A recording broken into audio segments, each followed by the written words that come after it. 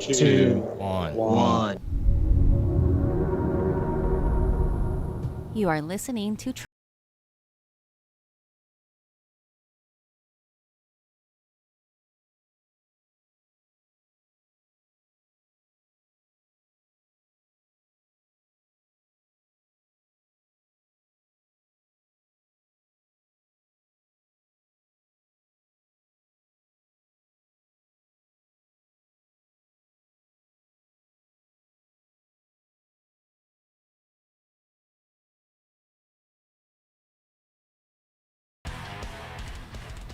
Hello, everybody, and welcome to Trophy Horrors. This is episode 588. I'm your host, Tricky Mick. Alongside with me, the man, the myth, the legend.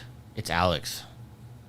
Tricky returns a week after he was cupping the poor, sore balls of Mr. Jim Ryan after he's been taking a beating over these PlayStation Plus increases. Tricky, you going to be massaging Jim Ryan's balls this week? Never massaged his balls in the first place. You were doing an awful lot of defending of Sony last week. I just pointed out facts. You guys, choose not to see the facts. I can't help that. You were pointing out the facts in the most pro-corporate way possible. We will disagree to disagree. He brings the awesome. It's I yield to no one. That's not how that saying goes. Yeah, that's not how the saying If you disagree to disagree, then we would agree. Yes. So you're agreeing with me, sir, that you were. Yes. I said we will agree to disagree. And he was totally wrong. Yield, how are you, sir? So Tricky's recommendation for AC4, or not recommendation, but his thought on the Assassin's Creed order of playing is not one to follow. Do I dare ask? Because I have no idea what you're talking about. So I was told, doesn't matter what Assassin's Creed game you play, you'll know what's going on. Okay. And that is farther from the truth. Because everything goes back to the Animus. So I have no idea of all the nods, not should say nods, but the actual story that they are writing for Desmond. And I'm like, this was a very key point. I've got to the point of the story where it was specifically Desmond mentioned by name. And I'm like, all I know is that he's one of the dudes I play as at some point earlier in the games. I'm like, but I was told that you could play the games individually. You don't need to play them in a row. So I'm like, now I feel like I'm missing something. So, yeah, play them in order, folks. So you never played 1, 2... No, never. 3. No, I've never played 1, never played 2, never played Revelations, never played Brotherhood, never played 3. I'm on 4. But you have said time and time again, it doesn't matter what order you play them in, because it's not that big of a deal. Kinda is. I want to tell you that you're wrong, but I'm not confident that you are. And I'm only saying that firm as in, if it wasn't the I won't want to say flashbacks, but the step backs. If it wasn't for the outside the Animus parts. When we go outside the Animus, you are 100% right. Which really, I understand that that's telling an overarching big story as we are connecting in not just all the Assassin's Creed games, but we're also tagging in Watch Dogs. We're bringing everything into kind of one universe. Well, not really Watch Dogs. Actually, yes, because the CTOS is mentioned in Assassin's Creed 4. Which is the main computer program in Watch Dogs. Yes and no. But it's mentioned. The company's mentioned. So it's a tie-in. Weak as it is, it's still a tie-in. So other than that, I absolutely love AC4. It's just the pull outs to go outside the Animus. Well, I could do without those. Yeah, and to be fair, like you just said, everybody agrees that everything outside the Animus really doesn't matter. It only does to connect the games. Yeah, because excuse me. Oh, I don't know where that burp came from. I apologize. And this is coming from somebody who hasn't played the games, but I can already see that this is how we're connecting all the games. So all right, so obviously you know how the Animus works, right? Yeah. You it's basically you take a descendant of somebody, you put them in the machine, and then you're able to play as that person.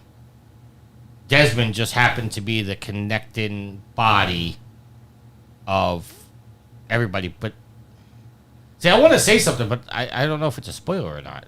It probably is, so you should probably not. Is Desmond in this game? No. Okay, so that's probably why I said that then. Yeah. All right. He is the man who does not seek trophies. It's Matt G. How you doing, sir?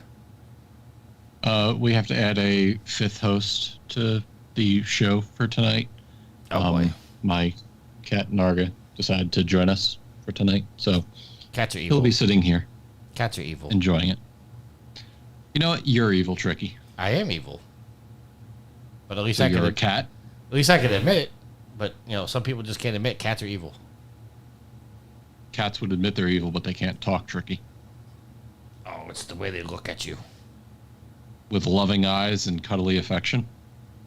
V says cats are not evil and then I saw Zelda's walking behind you. Yep, I'm surrounded by my animals tonight. V must be upset because she likes cuddle time with the animals. All right, gentlemen. It's been a week. I'm gonna tell you, it's been a week. As usually happens in between every show that we do, there's a week. Yeah. Normally, yes, there is. Yeah, it's There sounds like there's something you want to get off your chest. No, it's not something I want to get off my chest. It's just it's been.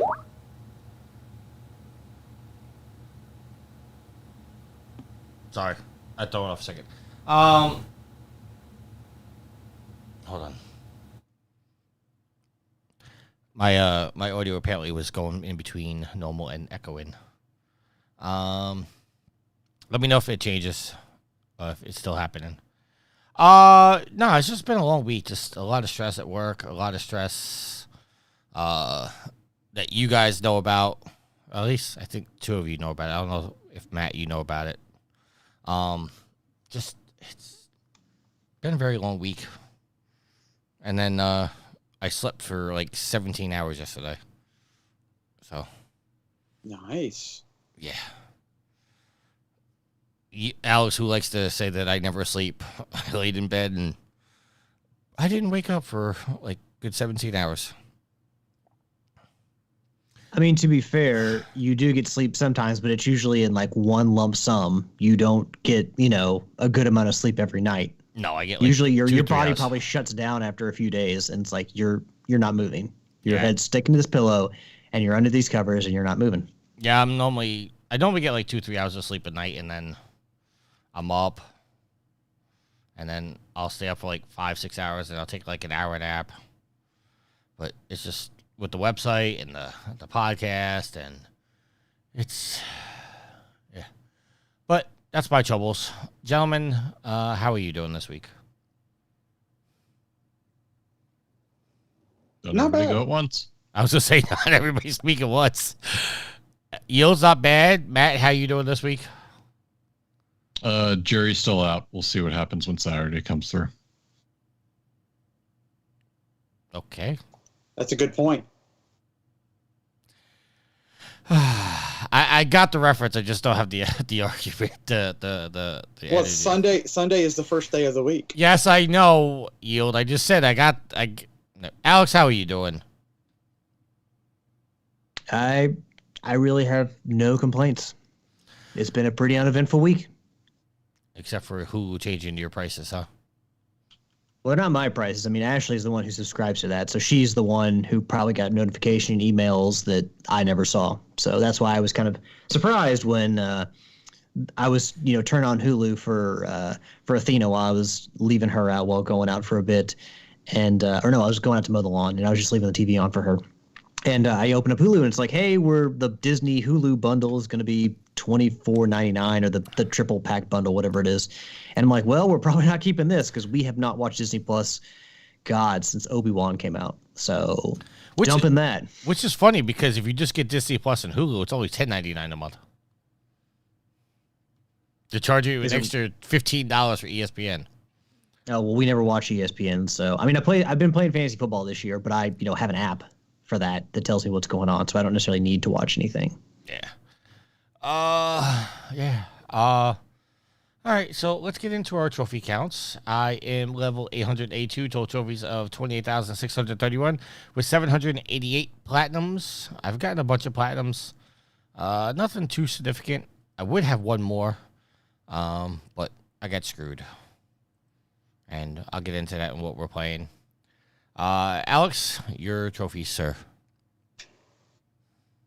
And I even had the agenda agenda up earlier, and I I was paying damn bills. That's what got me. I was paying some bills, trying to be responsible, and that's what you get. That's what it gets you. That's why I have everything on auto pay. I am on level 490, total trophy count of 9,212, and a platinum count of 155 and 154 games. I have some things on auto pay, but only if I get discounts on them. If I don't get discounts, I ain't going on auto pay. Yield. I am a newly minted 502 with a trophy count of 9808 and a platinum count of 176. Working on 177 and 178. Matt? I can say I did not earn any new trophies last week, but I did get my brand new Spider-Man 2 PS5 DualSense controller. Whoop, whoop. All right, so we're not going to go through his count because it did change. And Sid is level 854, total trophies. Disrespectful. Well, I figured Matt didn't want to say it because he didn't say it. Hey, you know what? When he gets Gigabash, we'll be getting him some trophies. Wait, hold on a second there, Alex. He's going to play it on PC. Oh, okay. Well, it's cross-platform, so it doesn't matter. So, all right. Yeah, I'll be getting you some trophies. And he'll be getting trophy. some I got one more. I got one more trophy to get before the platinum trophy, and then I'm golden. It's the one I need your help with, Matt. But I got everything else. So. All right, next week, sir, because I get paid this week. We're gonna have to get you squared away. Nice. We're gonna have to recruit somebody from online, some rando. But unless anyone listening to the podcast has Gigabash, you should play it. It's a lot of fun. Not just to give me trophies, but you should play it because it's fun. Glad to hear it, Matt. Sid is level 854, total trophies of 24,815 with 767 platinums. That mofo got like 50 platinums in the last week. Good job, Sid. He's trying to catch me. I might have to have a talk with Sid. Speaking of Sid, we do have a Sophie's Trophy this week. He actually sent it in last week, but since we recorded early, he wasn't aware of it, so he sent it in on Sunday, and I didn't feel right patching it in the show, so I saved it for this week. So we have a Sophie's Trophy this week. All right, so let's get into what we're playing. Alex, we'll start with you, sir. So I played a new season of Rocket League, played a little bit with Nitro and Yield on Thursday, finished up, or at least got, as far as what I can do on my own, got all the lore, all the history of all the monsters in Gigabash. So like I said, I'm just waiting for one more trophy, the play with 4 players online, which would be easy if the community was not dead. But thanks to Matt and maybe some help from other people, I will be able to claim that platinum trophy soon enough. Been playing more every day. I've been trying to play a little bit more of the Dimension Shell Shock DLC for Ninja Turtles, Shredder's Revenge. And one of the things I forgot to mention about that, like each dimension has its own theme. I talked about a little bit last week how you jump from dimension to dimension. At the end of every wave, you get a choice of some buff to your characters or some risk reward type situation where you do double damage, but you also have to do double damage to yourself, or enemies do double damage to you, or you can get stuff like crystals, which you need, or pieces of shards, which you can use to complete crystals to move on to the next dimension. So at the end of every wave is a choice you have to make between one of two things. And overall, like I said, I'm having a lot of fun. No new trophies, but yeah, I'm just playing it because I'm enjoying it. And one of the really cool dimensions is there's one based on Mirage Comics where you have a lot of, every single, background, or every single area has a characters in the background, but it's more this one because it's Mirage, it's built like comic books, so it's kind of like Comic Zone where you're fighting within a comic book, like the cells in a comic book. And yeah, it's just really very, very I just love the look of it. So every dimension is very, very different, but in particular I love the Mirage one because it's like you're fighting inside of a comic book. So if anyone has the Dimension Shell Shock DLC and wants to play, let me know. Otherwise I'll just keep joining the random games and enjoying that. And last but not least, with the news that PlayStation Plus is going to be upping their prices, I've got to be honest, I was looking through Extra, and there's a few games I want to play. I'm kind of going to start to do like a marathon of games that are available on PlayStation Plus Premium and Extra that I want to play before I knock down my subscription, when I've got another year plus, about another year and 3 months of premium since Tricky bought it for me. He had to buy 2 years for me, but after that I'm going to let it lapse, and I'm probably at the most going to get Essential again. Even honestly, if I even do that, we'll see how pissed I am at Sony. Unless Tricky buys it for you again.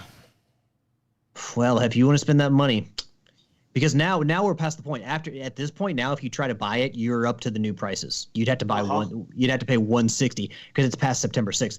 So if you want to pay $160 for a year of premium for me, Tricky, I'll let you handle that. But I'm also conflicted because then if I let you do that, that's giving Sony the idea that that's okay to raise the prices. And they did. I mean, Tricky, stop.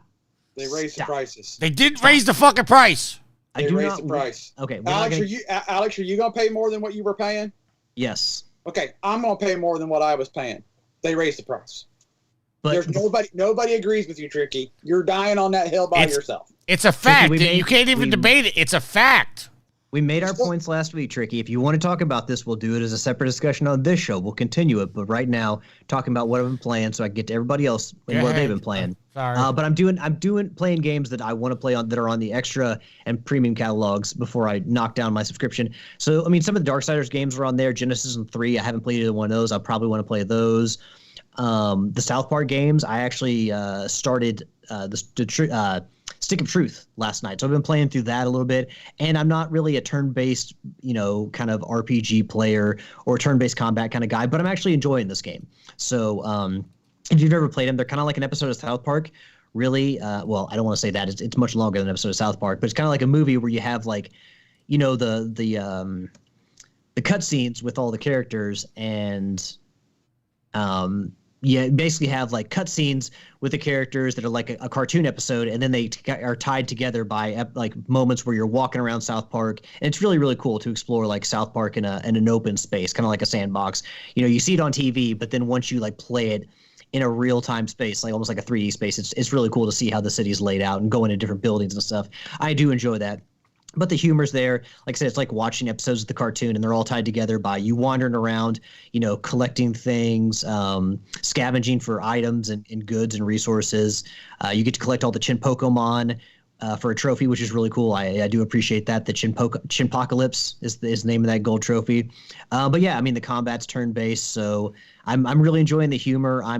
Sometimes it kind of goes too far, but at the same time, it's South Park and the social commentary from those guys from Parker and Stone, so you kind of know what you're getting. But I am enjoying the combat. I'm enjoying walking around South Park, and just enjoying the game overall. So I don't think I'm going to do Fractured Butthole right after this, because playing this game for 40 or so hours and then move into that, I'm going to need something in the middle, a different style game in the middle to kind of cleanse my palate. But I've been enjoying South Park so far. So, and it's For me to say that when really the only turn-based games I ever play are the Pokemon games, it's a pretty good endorsement for the game. So there's a W for Ubisoft, even though this W came years ago when this game was released back in mid 2010s. All right, that's what I've been playing. Are you going to me? Because Alex was still talking. Yes. Okay. So I've been playing some Rocket League with Nitro, Alex, and Gareth. Did some World of Warship Legends. Fired up some Lego 2K Drive because it was free to play this weekend, and I got one of those goofy trophies for the PlayStation app.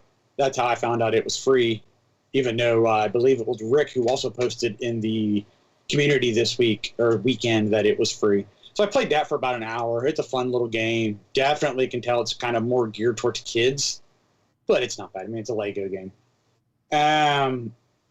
Played some Red Dead 2. Trying to keep my online streak going. I want to get up to 28 days. You get a treasure map, and then after that, I probably won't play as much because I've already gotten all my online trophies. So now I just got to go back and work on my single player trophies. And then I've also been working on AC4, which again, I have collected everything. So now it's just finished the story and then 100% all the sequences. And yeah, so maybe another week or two. You talk about the PlayStation Stars thing, right? Yeah. See, okay. Let me ask you guys. Do you, Alex, do you do the PlayStation Stars thing or no? I do, and I actually earned enough points to get a $20 gift card from PlayStation Stars. So I put that towards different purchases on the network. I think I used the last bit of it to save some money on Gigabash, but I think I used some of it to buy Scott Pilgrim as well. And yeah, so I have gotten myself, at least for now, $20 PSN funds from just buying games. Okay, because it's weird because like the September check-in collectible, it says, play any game on the PS4 or PlayStation 5 to get your collectible. I've been playing games nonstop and it doesn't unlock. Well, maybe because you're not playing games.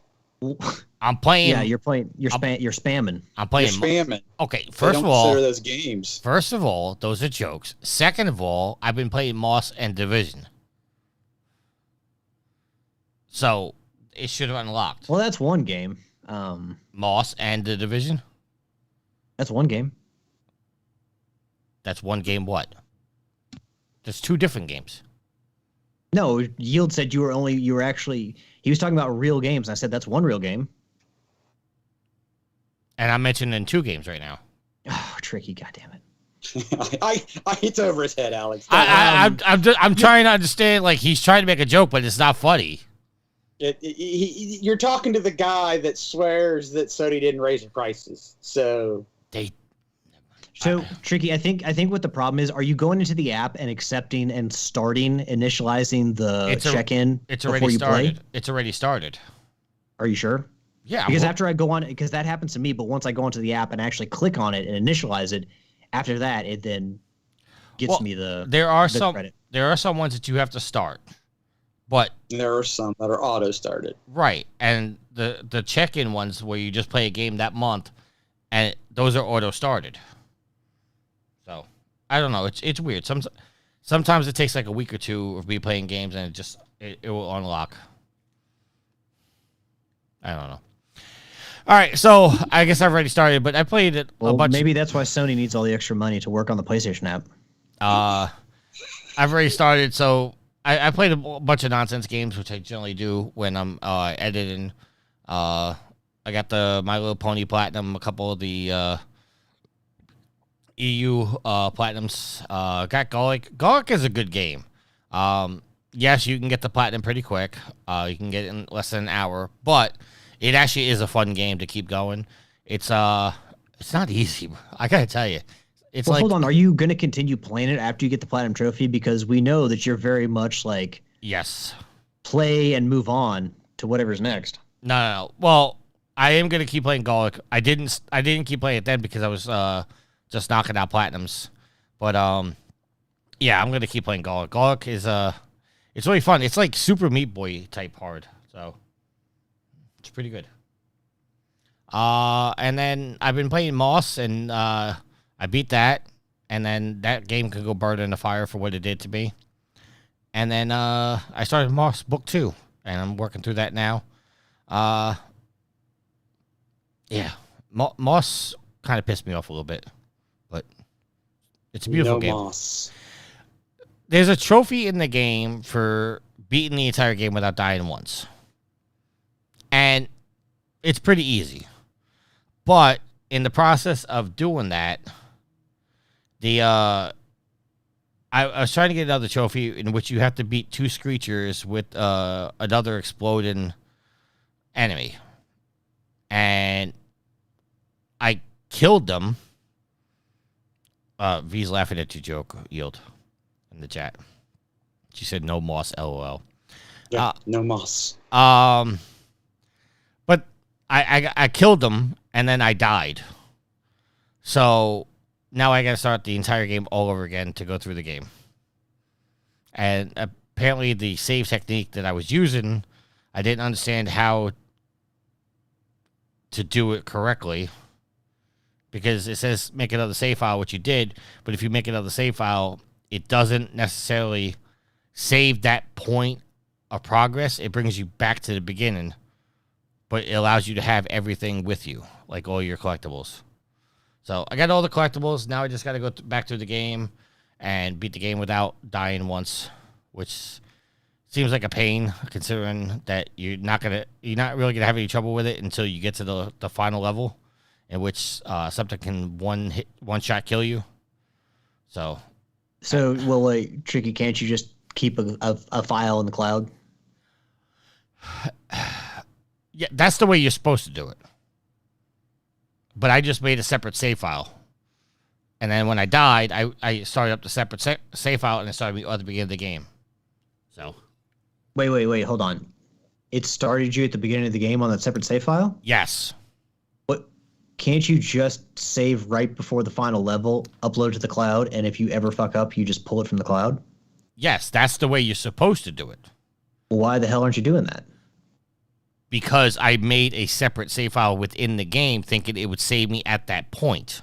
It didn't save me at that point. It just saves all your collectibles, and then it starts you at the beginning of the game again. Okay, so even if you saved and uploaded to the cloud, it still wouldn't do you any good. You have to go start from the beginning. No, you're not understanding what I'm saying to you, Alex.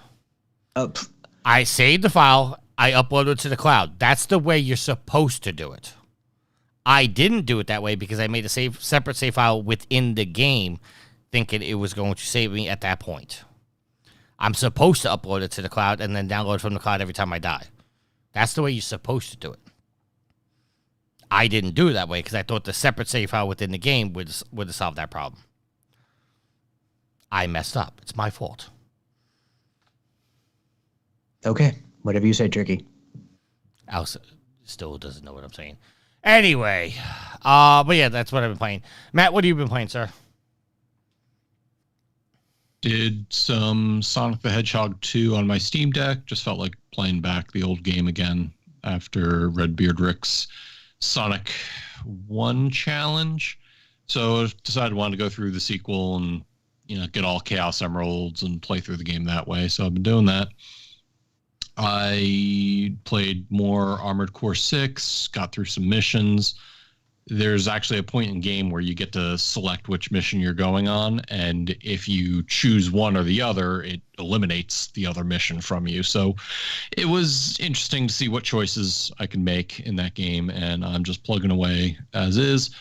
Did a whole lot more of Baldur's Gate 3 with some friends, made some difficult choices in that game, and it's been a lot of fun. And finally, I ended up picking up Starfield, and I've been going through the field of stars, as it were. It's a good game. I think the story is kind of all over the place right now, but that's kind of how it is with Bethesda games. The fun thing I did do, I'll relate to this, was I landed on an uninhabited moon. And the first thing I saw was a spaceship just kind of sitting there, nobody around. So I pilfered it. And I landed back on the moon to do more exploring. And in the distance, I saw another spaceship land. And I walked over there, and there were 2 people. And one of them said, "Oh, thank God there's another person here. We really need some water. Do you have anything?" And I go, "Oh, sure, absolutely. Here you go." And I gave him water. And as they walked off, I walked onto their spaceship, picked the lock, got into the cockpit, and flew off with their spaceship. It's the most expensive bottle of water they've ever bought. So that's heinous, Matt. I would never assume that you would pull that kind of stunt. Oh, sure. And it's that kind of stuff that's going to make the game fun to just go through, and just the moment-to-moment stuff that Bethesda games are kind of known for. So I've been enjoying it. I did buy it. In line with last week, I did cancel my Game Pass subscription. So there went Netflix, there went PS Plus, there went Game Pass.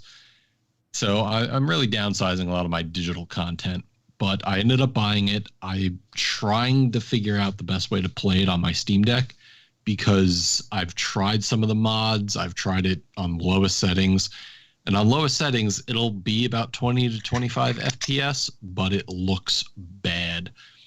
And I'm trying some other mods to see if it can make it at least look good, and it's so far no bueno. So I'm going to keep plugging away on it on the Steam Deck to see if I can get something of a semblance of running, but it actually runs and looks better when I'm remote playing it from my desktop to my Steam Deck. But obviously that requires me to be in the house. And that's, I think, all I've been playing this week. All right. Yield, I meant to ask you, how is the Lego? I mean, is it worth playing? Well, if you were listening, I told you. It's very kiddish, but it's a Lego game, so it's kind of enjoyable. Like I said, I played it only for an hour. It does feel like it would be kind of a slog if you're going for the platinum, because you had, just going from town to town, and it's not just doing races, it's also kind of exploring, because you have to level up before you can go unlocks the races. So it's a typical Lego game. In a sense. I mean, I'm definitely not paying the price they want for it, because it doesn't seem that cool to me, but definitely a Lego game. All right, so let's get into our topics. Hold on real quick. Matt, I do want to ask you a question. The biggest complaint I've heard about Starfield is that there are just some, they tout, you can go to so many planets. But people have said, on some of these planets, there's absolutely nothing to do. Have you run into an issue where, like, you drop onto a planet and, like, there's just nothing to do there? I mean, I've only been to about 5 planets, so to speak. And the one most barren planet I jumped to was the moon, where I found a spaceship and maybe a research center that was being invaded by pirates. So there's a lot more to do, because you have multiple star systems, and then you have multiple planets in those star systems, and sometimes those planets do have moons. The one fun thing that happened was in the class I chose, which is Bounty Hunter, it provides me a buff that when I'm low on health, I do increase damage. But as a result of some of the things I've done, some other people have put bounties on my head, and if I jump into a star system, I might be confronted by somebody hunting for me. So again, moment-to-moment events like that are kind of fun. I have a lot more planets to visit, and I'll probably circle back to you to answer that question next week. Did the people, when you took their ship, did they put a bounty on your head?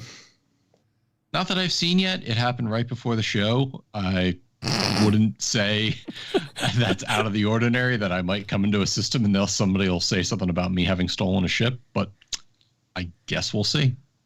I kind of thought when you were describing it, you stole it from an NPC, not an actual player.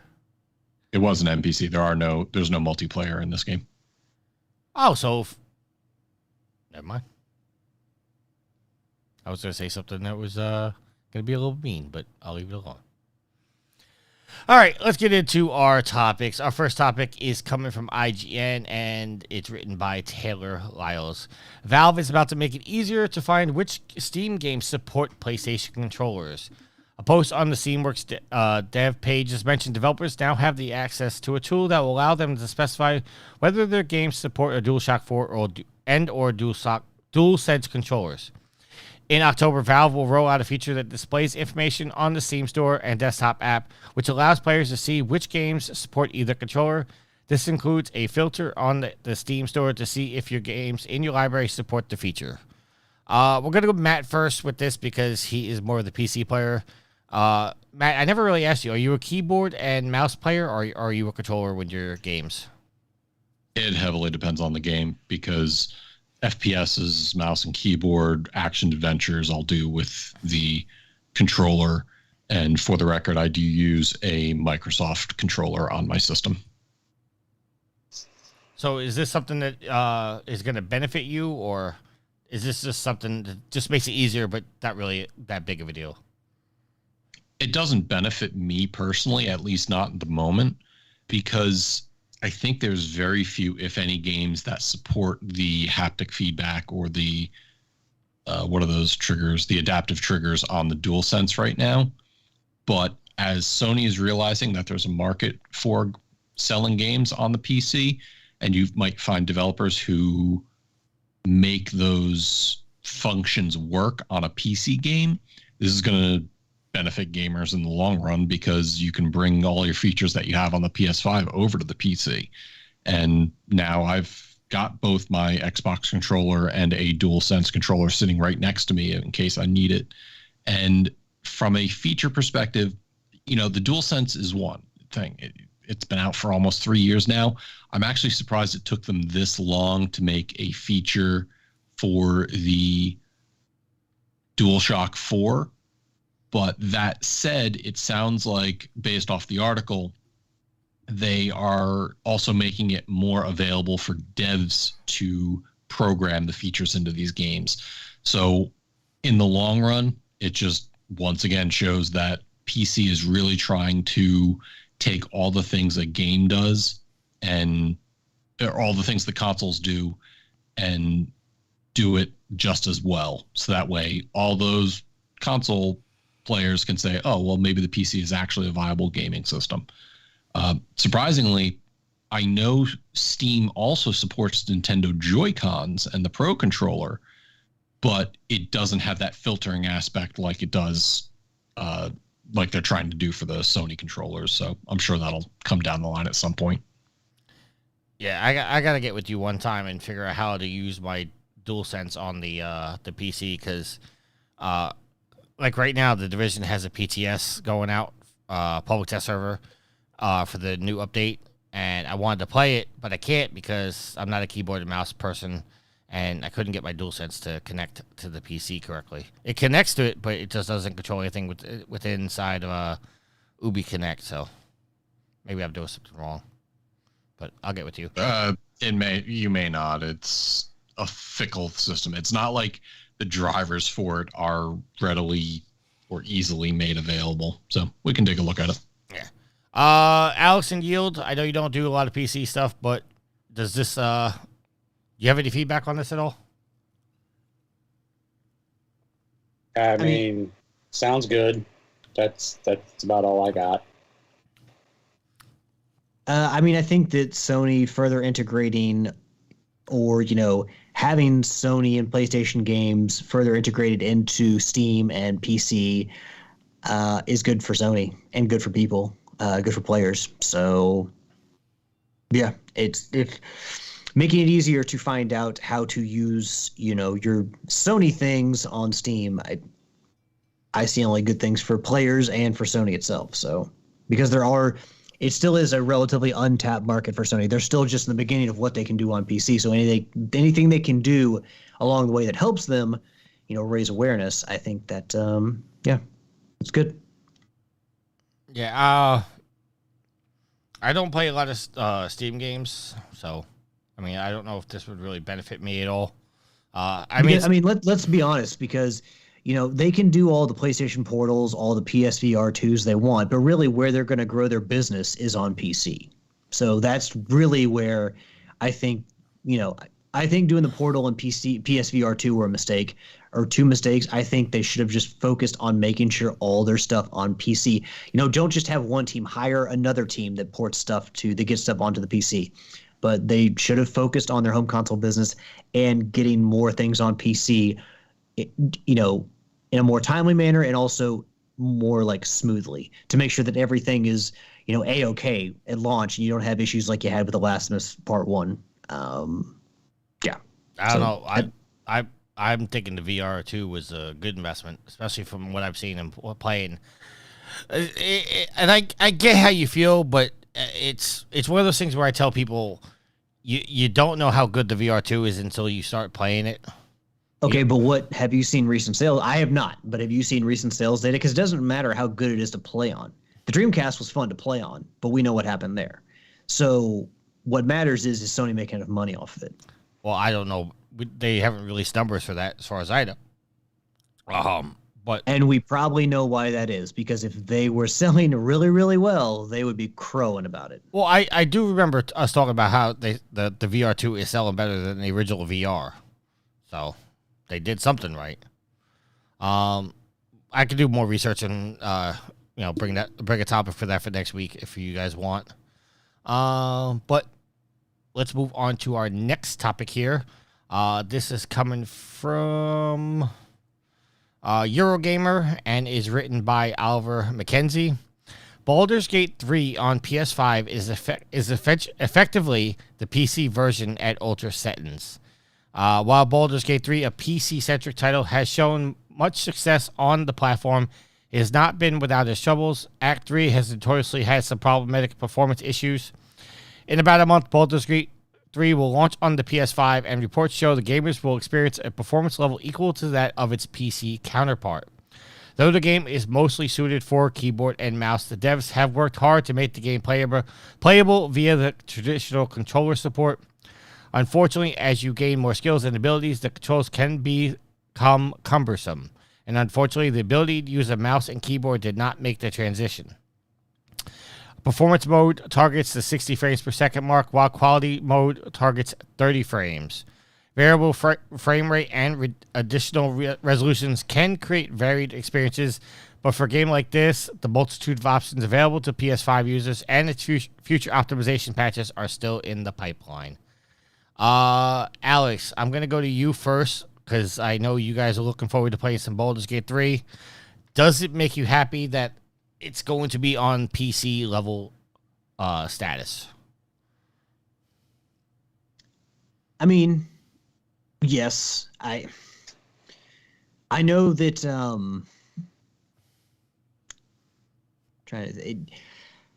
I think that anytime when you don't have to make a lot of changes, you don't have to downgrade a lot of stuff from the PC to the PlayStation 5. That means that getting it from one to the other, because it did release on PC first, is going to be a more seamless thing. It's not going to be, obviously they have to make a bunch of changes. So it's not like you're downgrading it for the PS5 and you don't have a chance to introduce any errors where, something fucks up while you're playing it. So hopefully, anything that launched with the PC that needs to be fixed, they can target that and what's going on in the PC and, pinpoint that stuff in the PlayStation 5 version and fix it essentially for both at the same time. Figure out what's going wrong and, fix everything all in one fell swoop. It's also nice because we're getting to the point where the consoles are almost like PCs themselves, where they're that powerful, because for the longest time, PCs were far more powerful. And now, you have, games that can essentially be comparable from one to the other. So it is nice to see that these consoles that we're spending so much money on are, getting stronger and stronger and comparable to the PC. All right. Yield?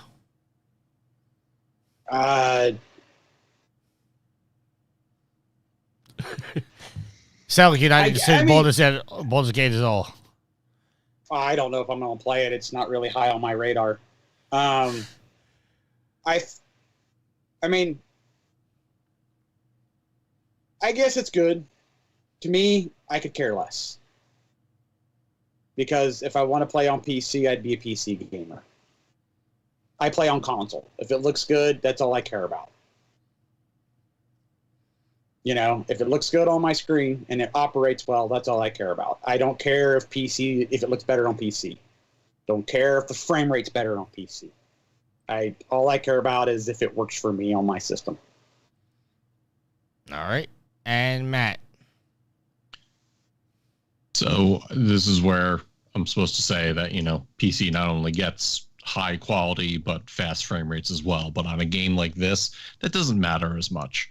And as far as the controls go, I think it talks about it in the article. it's turn-based combat. So therefore, you don't need to act super fast with certain things, that you can take your time to plot your movements or get to the appropriate controls. It's a little easier on mouse and keyboard manipulating the menus. Other than that, it should be a great experience. Larian did very well with Divinity Original Sin 2 on the PlayStation. So there's no reason not to say this game won't be a smashing success there anyways. All right. Let's go from one smashing success to let's wait and see approach. Skull and Bones has lost another creative director. This is coming from Kotaku and written by Ethan Gatch. Ubisoft Open Seas Pirate Fantasy has lost its third creative director. Elizabeth Pellin, who began working on the game back in 2018, left Ubisoft Singapore to return to the French publisher's Paris headquarters this summer. Quote, when she originally came onto the team, it was to reboot the creative vision, and in that, she succeeded. The team is now fulfilling her vision to deliver a unique naval action RPG, end quote. At this stage of development, it's unusual to see a creative director move on to a new role or project.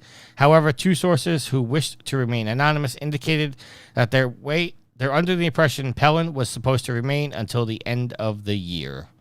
Yield, I'm going to go to you first because you are the most hyped out of all of us for Skull and Bones, but you are also on a wait and see approach as well. So what do you think about this? It's not surprising. I mean, this is the project that was doomed from the get-go. This is Duke Nukem forever. So, I mean, there's really nothing to say about it. You just see what the game does. All right, Matt. So, like it discusses in the article, that the person left, some people thought that she was supposed to be here till the end of the year. And in some cases, we see directors leave projects all the time because their part is done. So it's hard for me to say whether this article is trying to do some clickbait stuff or just capitalize on the fact that we all know Skull and Bones has been through such a troubled development history. I don't think in this particular case, it means anything bad. I think most of the work on Skull and Bones that needed to be done is done from a development standpoint. I think we're now in that refinement post-dev area that really is just technical now. Yeah, I'm with you. The way I read this was like, okay, she came in, she righted the ship. She's not needed anymore, so she's going back to doing what she was doing before. This doesn't seem like that big of a deal. It seems like she came in, righted the ship, and she did her job, and now she's out. Alex, your thoughts, sir? I personally want to know why a project director, especially one on a project that's been as troubled as this one, wouldn't just stay till the end. Just to make sure everything's, maybe I don't fully understand what a project director does, but I would assume that, if she's leaving, then it's almost done. But I just don't understand why this person wouldn't be there until the very end. But I mean, the headline obviously makes it seem the headline's written very negatively because, it's like, I guess it's true, but it makes it seem the way that the article is painted is it's made to seem as negative. It's like, oh, the third one's gone. And it even gives you that little hint of, maybe things are wrong with, the person saying that, they thought that she would be staying until the end of the year. So I don't necessarily know if it's the situation or if it's just the way the article is written, but the article kind of does seem to paint it in a very negative light. Look, until I see this game, everything that comes out about it, we still don't have a release date. I would assume that, huh? I thought we did. Do we? I could be 100% wrong, but I thought we had it was delayed, but after the delay, do we have an official release date? I'm Googling it right now. But if we don't have a release date, I don't know why the project director would leave. No, there's no release date yet.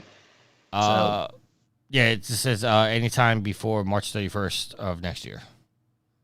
So I thought we had. All right. Maybe there's people there below or like enough leaders on that team at Singapore that they can get the project done without the creative director. It's just weird that the creative director would leave before a project's done. But again, I don't work in the games industry, so maybe that's just a regular thing. And I mean, That's the just article how it works. But it is a very odd thing, everything that's happened to this game being delayed, losing project directors, all that, and just being seemingly a botched, alongside Beyond Good and Evil 2, two botched projects by Ubisoft that have taken way too long and too much resources to get out. It's kind of hard to disconnect from that when you see that somebody has left and people on the team are saying they should have been here till the end of the year. At least that was what we thought was going to happen. So. I mean, the article does say it's not uncommon for the creative director to move on to a new project or role. But it like you just said, it also says two sources familiar with the situation said that they expected her to stay there until at least at the end of the year. But they did say it's not uncommon for a creative director to move on. So to be fair, though, this is not your typical project. This is a very different project in that it's been such a headache for Ubisoft. Oh, I agree 100%. I agree with you. All right, let's move on. This is gonna be a topic. PlayStation Plus monthly cost soars by 600% in Turkey, sparking an outrage. On the topic of PlayStation Plus increase, Turkish users recently observed the price of their monthly subscription increased from 400 lira to 2,340. While some analysts estimate this could translate into an additional $378 million in annual operating profits for Sony, recent Push Square surveys polled indicate they may consider downgrading or even canceling their subscriptions. Yes, this was coming from 9to5software.com, and I don't know who wrote the article. It didn't list it. I didn't list it. Okay. Yeah, it's going up 600% in Turkey. It's not going up 600%. They're just lessening the discount that they used to get. Well, for anyone who has paid attention to global affairs in the last year and a half, Turkey's inflation is insane. So they've got their own economic problems there in Turkey. This certainly doesn't help, though. But yeah, I mean, do we need to talk any more about the increases? Because that's really all you can say about Turkey is that their economic situation is fucked up and they've got terrible inflation. I don't know what more we can say.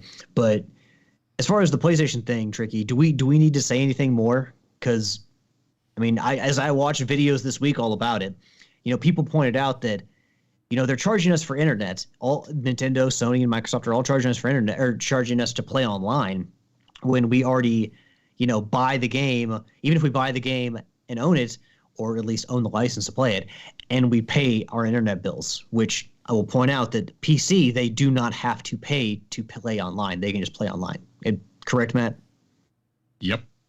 So a lot of people have been pointing that out and saying that, we should not have to pay to play online. But yet one of the things I saw suggested is that Sony should to introduce a tier to say, hey, pay this amount to play online or have cloud saves. And people have also suggested they won't do that because they know people would just go for that and say, screw the free games. I'm just going to pay to play online and have cloud saves. If there was a tier just to play for cloud saves, like $10 a year, damn right I would do that one. That's the one I would pick. To hell with these free games. I can do without them. I'll just buy games. But I know I'm taking us on another tangent here, but it's related. Is there anything else we need to say about this? Because it's along the same thing of Sony raising the price. I think the reason why I brought this one up particularly was because I know some people out there were using VPNs to go in and buy codes via Turkish monetary funding to get discounted PS Plus subscriptions. And I think this effectively eliminates that. I'm just choosing to keep quiet because I don't want to argue with people. You just don't want to be proven wrong again. It's a fact. I can't be proven wrong. It's a fact. That you were proven wrong. No, you guys. Never mind. I'm biting my tongue. Well, bite harder, so that way we don't have to listen to the ridiculousness of your Let me bring up another point, and it has to do with stacking your membership for years and years to come. Okay. Which, Tricky, you have done. You're pretty far out there, right? I'm good until 37. So what the problem with that is, though, is you're basing that on the fact that you assume that Sony's going to continue, or that PlayStation Plus is still going to be worthwhile through all those years. You assume that Sony's going to continue to add to the premium catalog, which they've not done a great job of supporting, let's be real. That they're going to continue to basically provide you with a service that you want to pay for, and you're locked in for, all those years now. What, 14 years? 14 more years, yes. So you're locked in, regardless of what they do with PlayStation Plus. You are locked in. They've got your money. Does that not make you apprehensive? I get that you want to be locked into a certain price, but who knows what PlayStation Plus is going to look like 10 years down the road? And let me put another thing out here, because this is effectively, it's the same thing everybody else does. They try to get your money up front and, hope you don't stick around in the long run. 14 years at $60 is $840. I don't have that kind of money to put out ahead of time. I can't speak for everybody else.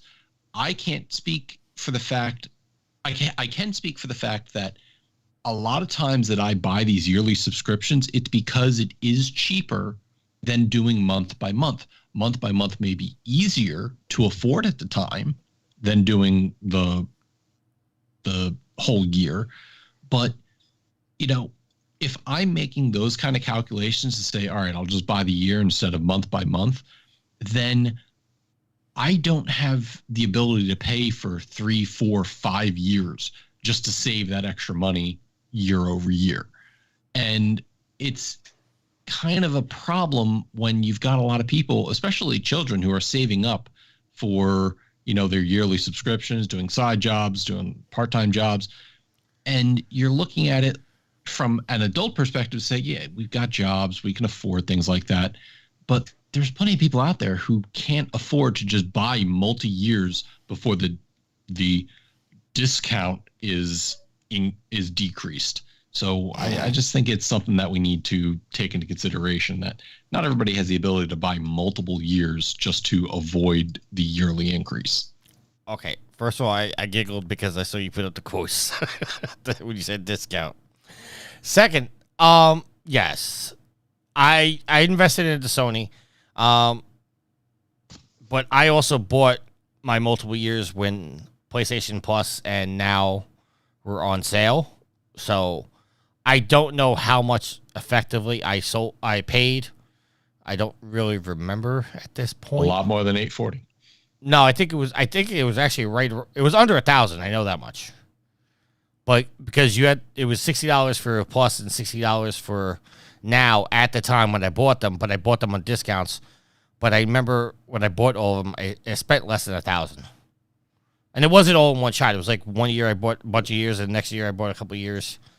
It wasn't all at one shot. But Yield, I'm gonna make one argument from last week, and you can agree with me or disagree with me or whatnot. But we're gonna put a pin in it after this, okay? Mm-hmm. Okay. Your argument, and to be fair, Alex's argument and Matt's argument is that because you guys buy every year, you buy the year subscription, your price is going up. Am I accurate so far? That's because it is, but yes. Okay. But if you were a month-to-month gamer and you bought your PlayStation Plus every month instead of buying the year, are you paying more over the course of the next year?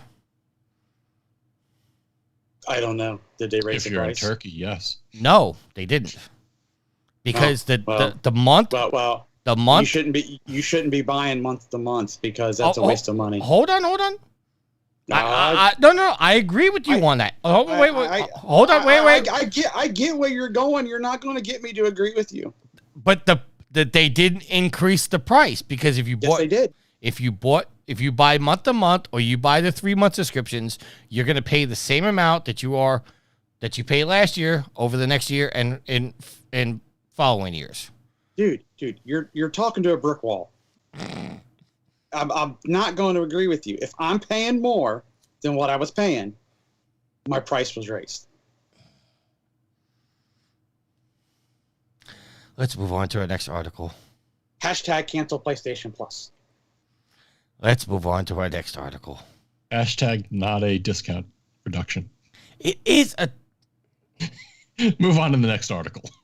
My God. Hold on. Go on to the next article, but I want to find how Sony actually worded it, and I'll use that against Tricky. Worded what? Worded the article, and the exact wording they used in the article to say that they were going to... They said the price is going to increase. To better bring you some kind of premium. Okay. Blah blah blah. All right. We wanted BS. All that on the on the PlayStation blog. Quote: We also wanted to let you know that starting September 6th, we'll be increasing the price for PlayStation Plus 12-month subscriptions globally across all benefit plans.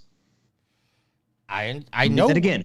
Quote. I know what the word it is. To let you know it's starting September 6th. We'll be increasing the price for PlayStation Plus 12-month subscriptions globally across all benefit plans. They didn't say we're reducing the savings by buying a 12-month subscription. They said we are increasing the price. Sony used that exact wordage. I know what their wordage was. I'm just bringing out a fact to you, and you guys just don't want to see what I'm saying. Chris, we see what you're saying. We just think it's ridiculous, Tricky. When the price has been that since what, 2016, 2017, and then it's... I'm not agreeing with the price increase. I'm not saying you guys shouldn't be outraged. I'm not saying that Sony should have done this. That's not what I'm saying at all. I'm with you guys. If my PlayStation Plus subscription was up next month or next year, and I had to pay the extra money, I'd be just as upset as you guys are. Luckily, I don't have to worry about this, but that's neither here nor there. All I'm saying is, for the people that buy month to month and buy the 3-month subscriptions, their price is not going up. They're going to pay the exact same amount of money they've been paying, and that's not changing as of right now. The only thing changing is how much you're paying for the year subscription, and instead of getting a bigger discount, they're now charging you a little more money, which is still a discount on the month-to-month and the 3-month price. You're paying more money. I'm with you. I agree with you.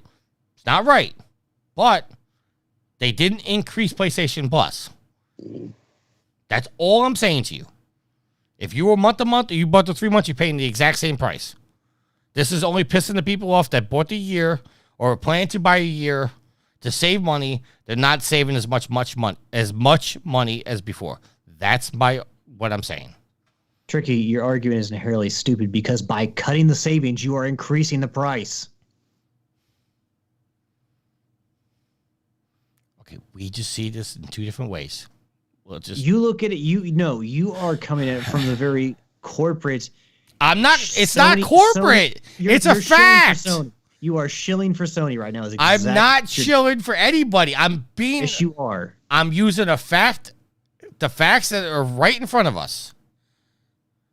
No, instead of being a glass half empty guy, you're being a glass half full guy. Well, they're only reducing the savings they're reducing the savings. Blah, blah, blah. All right, Tricky.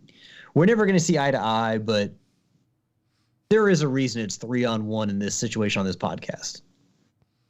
It would be 4-on-1. What? It would be 4-on-none. I don't disagree with you guys on the fact that they're raising the price of the 12-month subscription. But my argument is not that they're not raising the price on the 12-month subscription, is they're not raising the price of PlayStation Plus. That's been my argument. PlayStation Plus is still the same price. Matt's just looking. Let's move on. I said we were going to put it. The price is changing, folks, but he says the price is the same. It's not. All right. Whatever. Arguing with you about some of this shit is like trying to argue with somebody. Like it's like one person believes in Christianity, the other person doesn't. Like, there's just no headway ever made. Can we move on to the next article, please? That was the last thing I was going to say. Thank you. As Matt has put in the agenda, the takeaway here on this next article is water is wet, which I agree with. Coming from, what website is this? techforgamers.com and written by, oh boy. Matt, you want to try and pronounce that name? Avinash Jasrani. There you go. Are you having difficulty pronouncing the name, Tricky? I'm just, yeah. Headline reads, GameStop head believes disk drive should be mandatory for all consoles. Commenting on a tweet from Apple's upcoming change to USB-C charging, GameStop CEO Ryan Cohen said that it's a big win for customers, or for consumers, but they have invested in their but that they have also invested their hard-earned money into physical games. He went on to say how disk drives should be required on consoles. The big news is CEO of a physical game selling company thinks physical games should be required for all future consoles. That said, Sony and Microsoft releasing digital-only consoles indicate a trend that's not going away anytime soon. Yield, I'm going to go to you first. Does it surprise you that GameStop is saying, hey, keep disk drives in games so we can stay in business? I just want it to remain an option for those of us who don't want to go completely digital.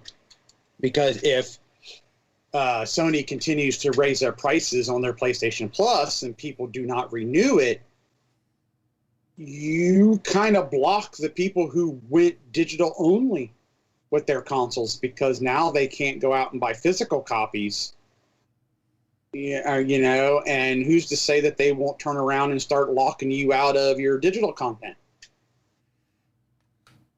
That you have to be a member of their service to access your digital content. Well, I mean, if you buy it outright, even on like a discount on a sale, they can't block you from that. Now, they obviously do say that, this game is free as long as you have PlayStation Plus. You can access it, if you add it to your library. But if you pay money for something, if it's on sale, they can't block you out of that, digital or physical. Well, it was free, but they did lock you out of PT. And that was a demo, so they can lock digital content. But nothing you pay for, because that would be a massive legal disaster for them. Didn't they do that with I could be 100% wrong on this, but didn't they do that with Scott Pilgrim before they re-released it, where people that bought it? The game was taken off the store. I don't know if with most games that are taken down, you can still download them if they're in your library. But you just can't purchase them. I agree with that, but I think with Scott Pilgrim, it was at the point where they couldn't re-download it. I could be wrong, but I believe with Scott Pilgrim, because of licensing issues, if you wasn't on your system already, you couldn't re-download it. I don't know about that. I originally bought it for the PS3 and then replayed it again when they gave it a platinum trophy on the PS4, as we know from this year. But I've never, after beating the game and getting 100% of the trophies on the PS3, I never tried to re-download it or play it again. So, all right, Yield. What? Oh no, I went to Yielder. I apologize, sir.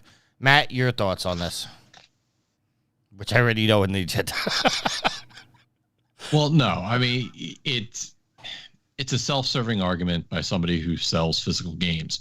It'd be a tire salesman going, oh, tires should be required on all cars in the future, regardless of whatever technology and workarounds have become, because, they want to make sure that they could sell tires forever.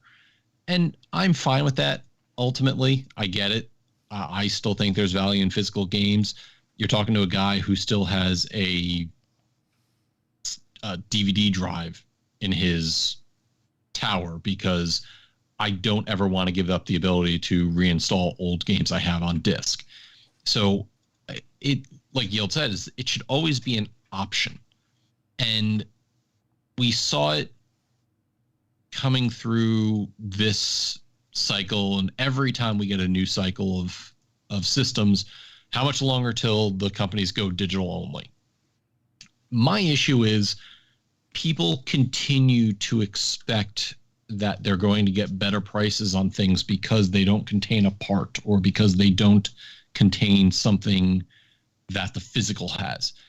And that is not going to be the case, because for years I've been paying the same price on digital games on my PC that people have been paying for physical games. You know, you're supposed to think, well, the game should be cheaper when downloaded digitally or bought digitally because you didn't have to ship and package a physical copy. But that's not going to always be the case in the case of consoles, where you're going to be getting a discount because it's cheaper. They're just going to say, oh, well, we could still charge $500 for this digital-only console because we don't offer an alternative with a hard disk drive.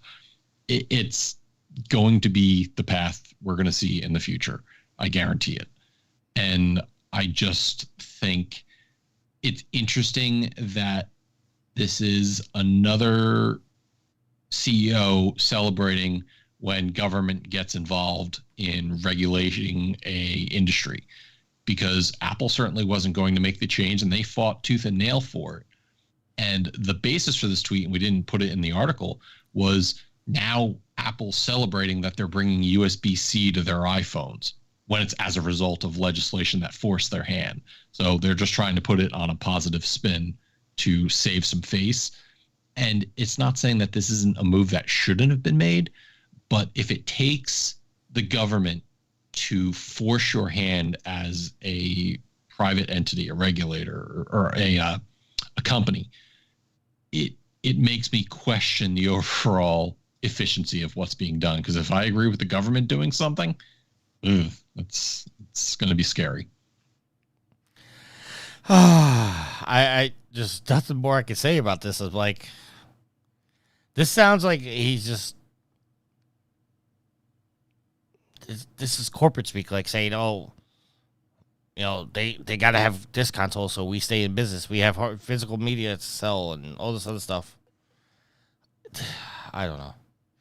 All right. At least it's the devil we do know. It's not the snake in the grass. It's the snake that you see. It lifts its head up and you see it before you step on it. Well, let's take it. Sorry, jump in there. Let's take it one step further.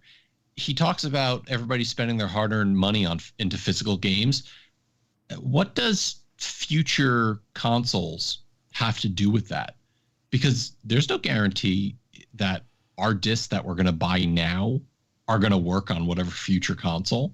I think the concern is, if somebody spends their hard-earned money, we should always have access to our games, regardless of what system it's on. As long as if we bought it digitally, on our account, there should be a note that you always have access to that game, regardless, because you're not going to be allowed to shut down your server that removes this game from accessing, as long as there's one person who bought it. I mean, let's dive a little deeper on that. You know, a game that I'm heavily invested in, The Division 2. It's a they don't advertise it as an online only game, but I can't play that game without the internet. At some point, Ubisoft is going to turn around and say, all right, we're shutting down the servers for The Division and Division 2. The money that I put into that game, you know, is essentially lost because I can't even play the game anymore, because once they shut the servers off, the game is not even accessible to me. So can't that argument also be made towards people of physical media? If Yield, not that I want this or anything, but if Yield's PS3 or PS4 breaks down, he can't play those games ever again. Isn't that essentially the same thing as me, having Division 2 digitally and not being able to access the servers anymore? No. Because the condition that you buy hardware in, you take it like a car. You buy a car, manufacturer warrants the functionality of that device for X amount of years or X amount of miles. Sony does it with Sony, Xbox, and Nintendo do it with their devices. This device will be free from defect for X amount of time. And as long as you own that disc and that cartridge, you own that license to play that game on a working functional system. They don't have to make sure you have a system at all times to be able to play. It would be like my computer breaking down and me going to Steam. My computer broke. I can't play your games anymore. Well, that's not our problem. You bought a computer. You bought this console.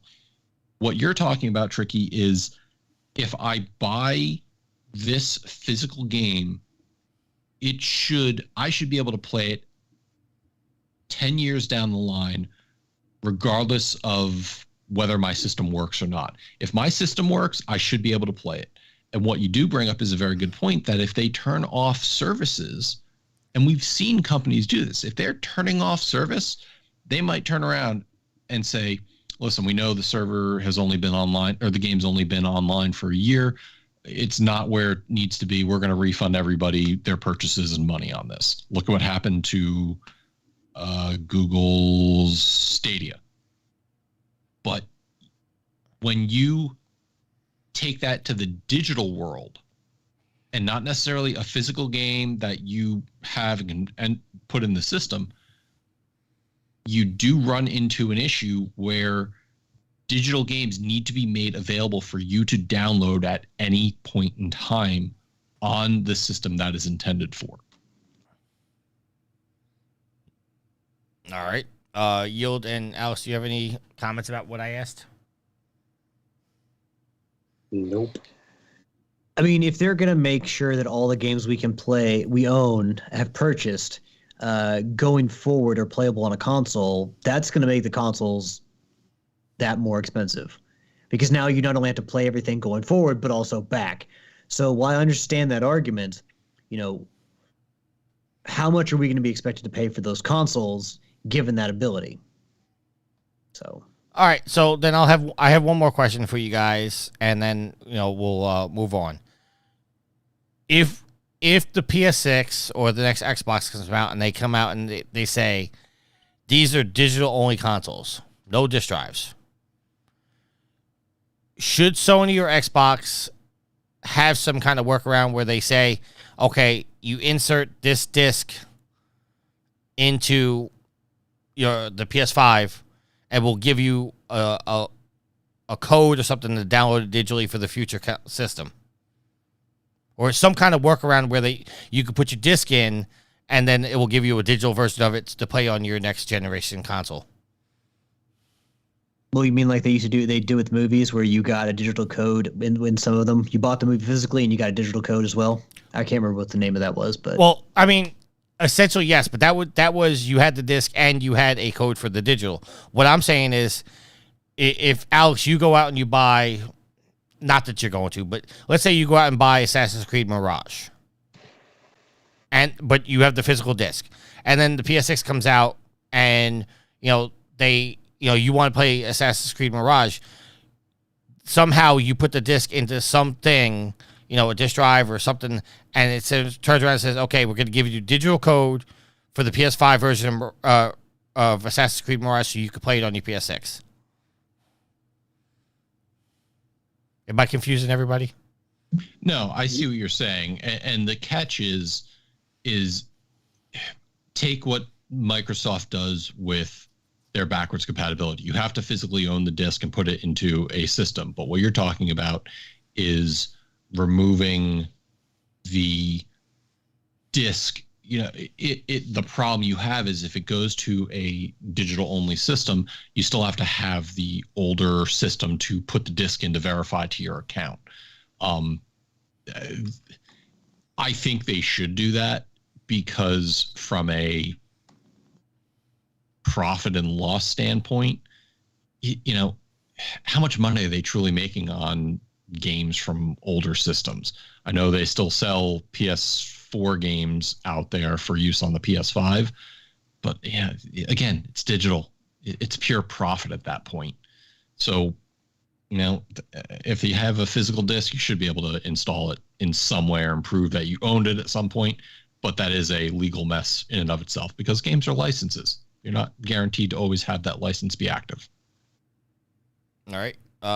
Yield.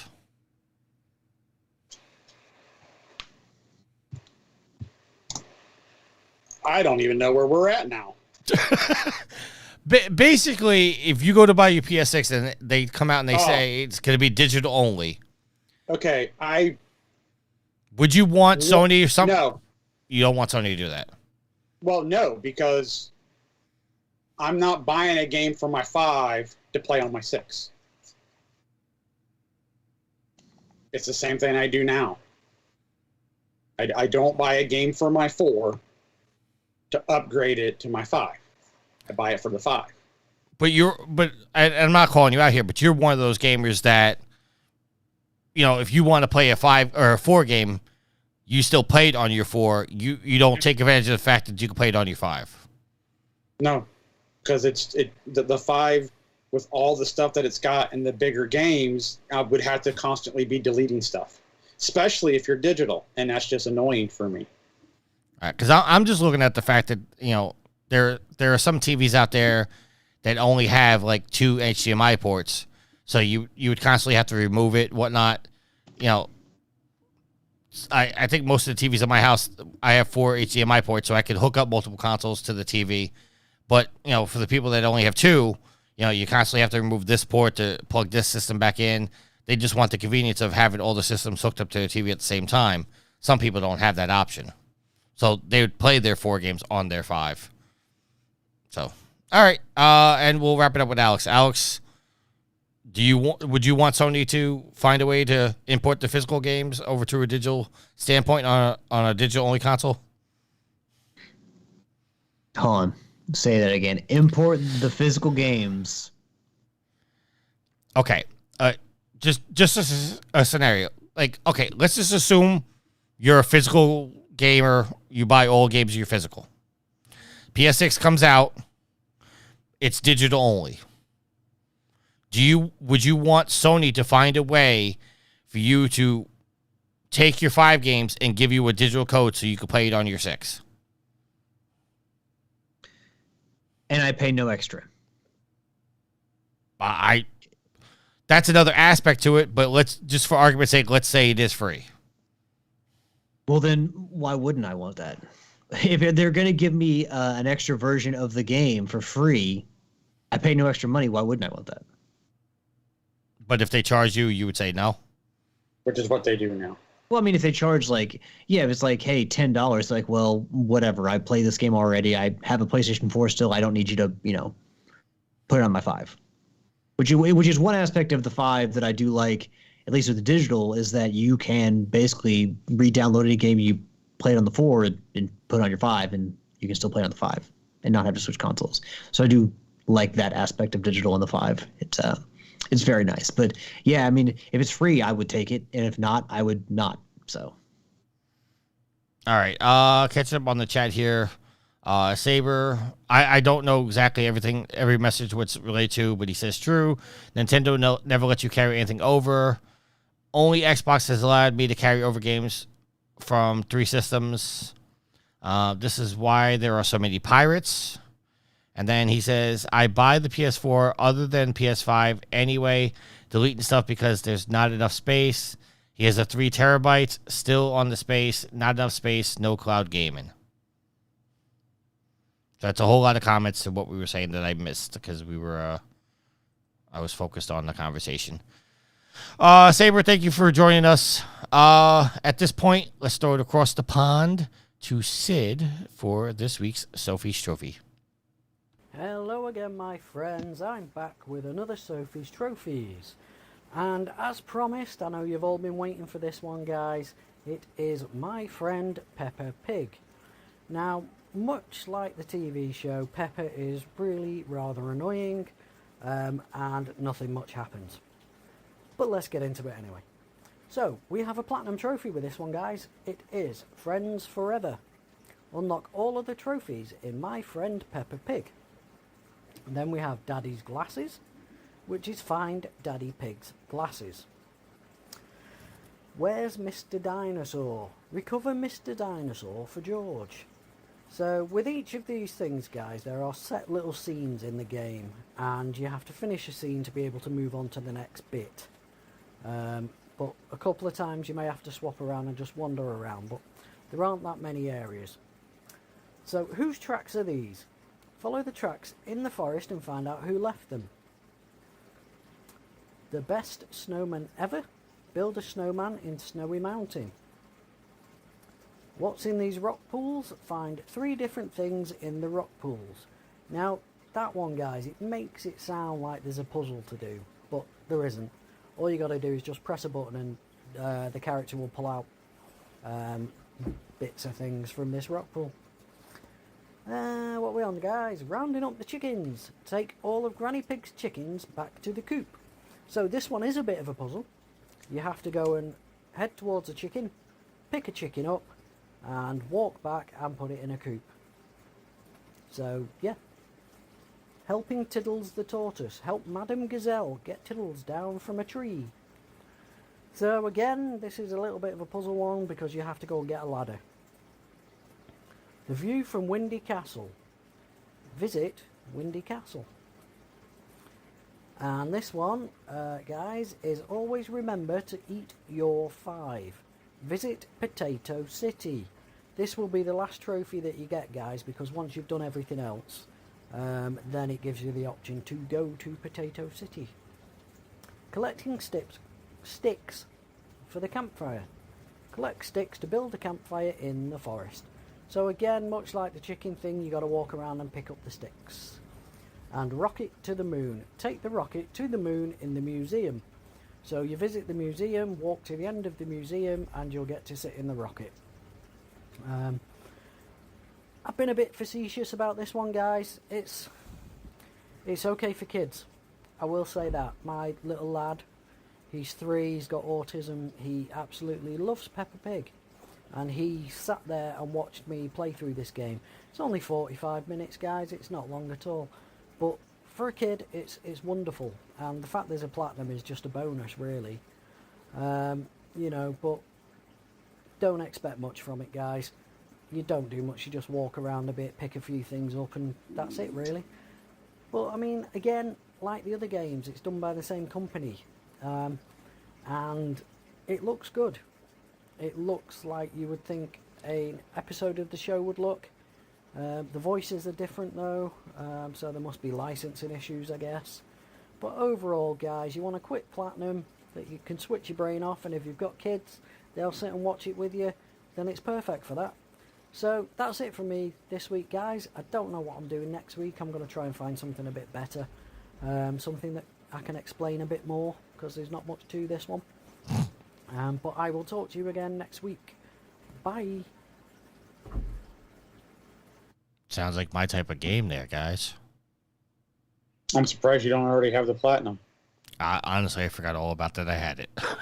Wait, no, I'm going to say that his is probably a game that he got off your account, so there's no way you don't have it. No, Peppa Pig was a free plus game. Well, it's nice to know they're raising the prices of PlayStation Plus to continue to provide high-quality games. Hey, didn't somebody point that out last week? Hey, I believe it was Matt. I got 2 Paw Patrol games.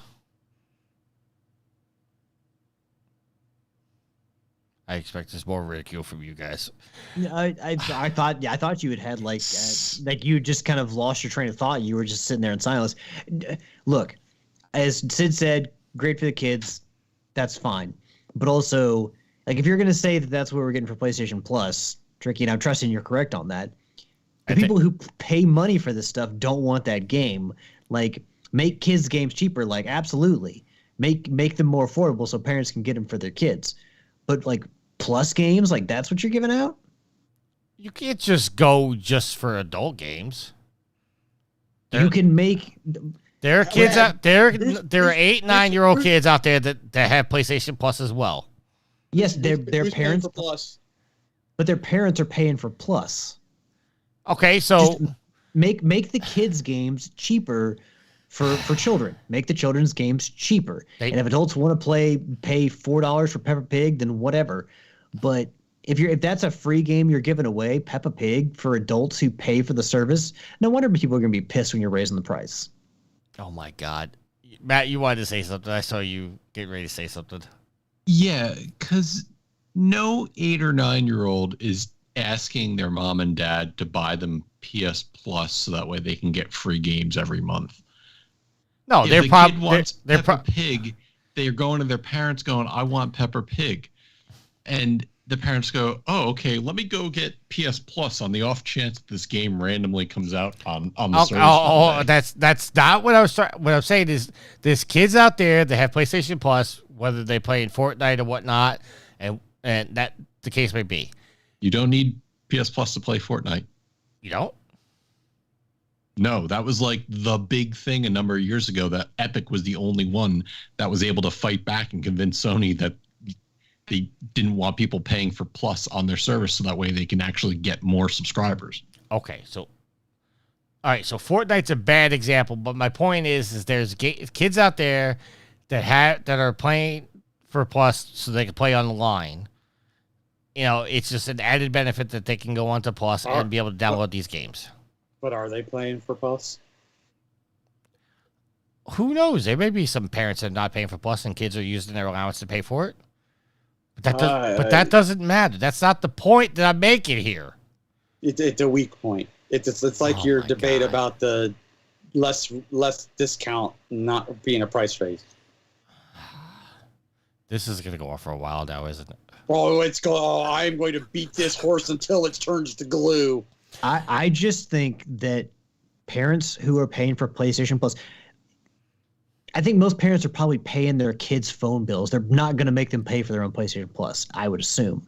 But again, the majority of people who are spending money on PlayStation Plus are in their 20s, 30s, 40s, 50s, whatever. And you can't say, we're going to give you Peppa Pig for free this month. Are you happy about that, especially since we just raised the price? No, they're not going to be happy about it.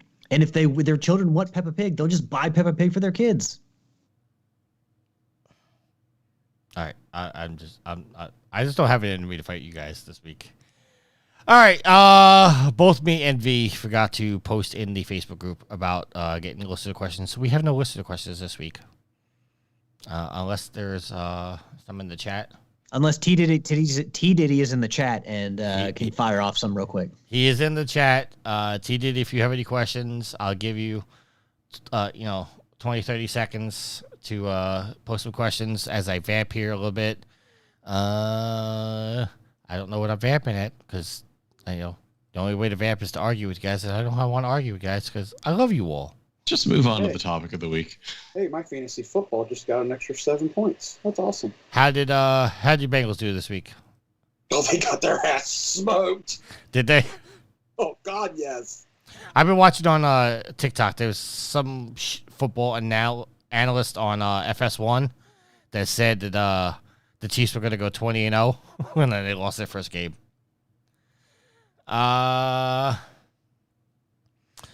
T Diddy in the chat says PlayStation Plus is bought by adults for kids. The reason why is because people who work retail, that's a selling point. Movies you wish you've never seen. What's a movie you wish you've never seen, Yield? Philadelphia. Wow. 2.5 hours of my life I'll never get back. That was a great movie, though. No. Maybe it had to do with how old I was when I watched it, but no. All right. That was not a good movie. Alex? Boring.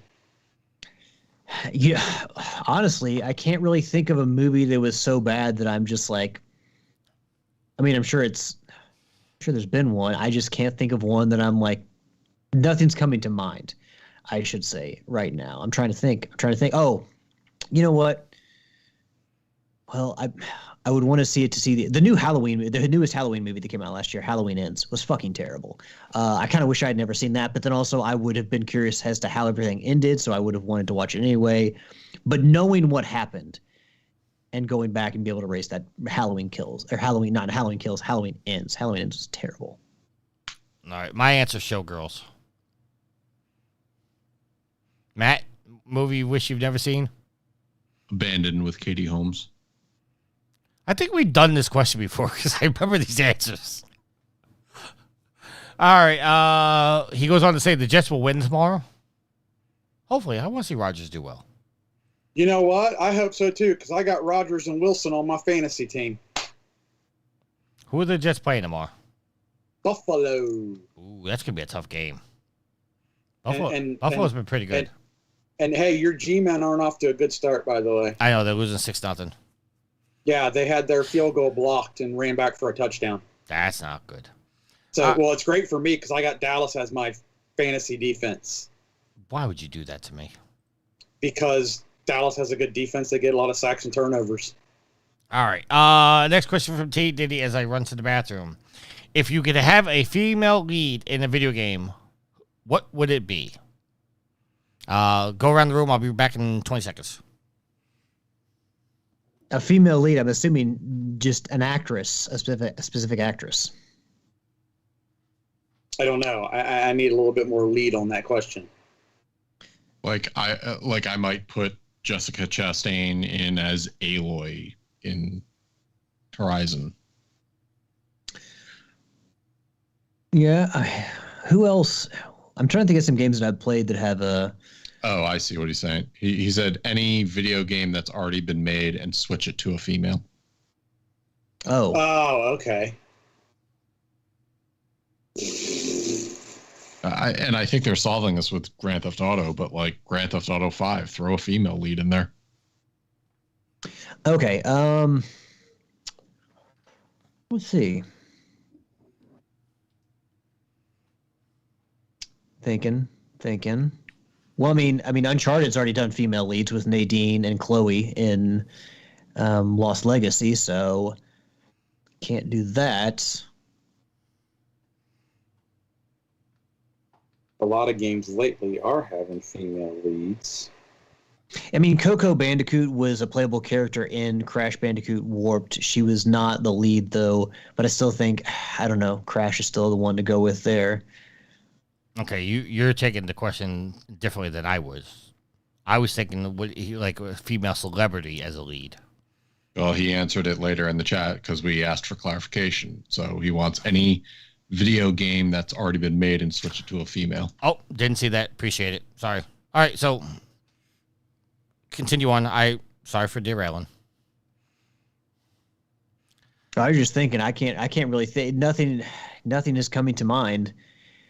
So I'm trying to think back to all the games I've played, but I was going to say Ratchet and Clank, but they're moving kind of towards that. Yeah, Rivet is obviously split time there with Ratchet in the last one. You know what? Typically, Sweet Tooth is kind of the face of Twisted Metal, but Dollface would be really cool as like a main for Twisted Metal, because she's, it was introduced in Twisted Metal Black, and then they brought her back for Twisted Metal 2012. So I'll go with that. I'll say instead of Sweet Tooth, have Dollface be the. I mean, I guess you can say there's not really one main character, but I mean, when you go to the main menu, Sweet Tooth's face is right there. He's also the face on Twisted Metal Black at the opening screen. So, well, say Dollface instead of Sweet Tooth. All right, Yo, did you give an answer yet or no? No.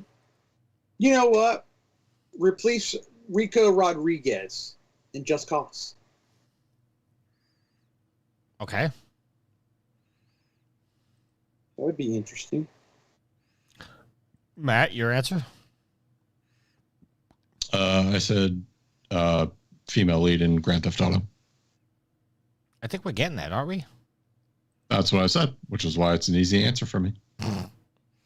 I'm looking. Far Cry is probably due for a female lead, wouldn't you say? How many? There's like 7 Far Cry. Well, Far Cry 6 allows you to choose either male or female.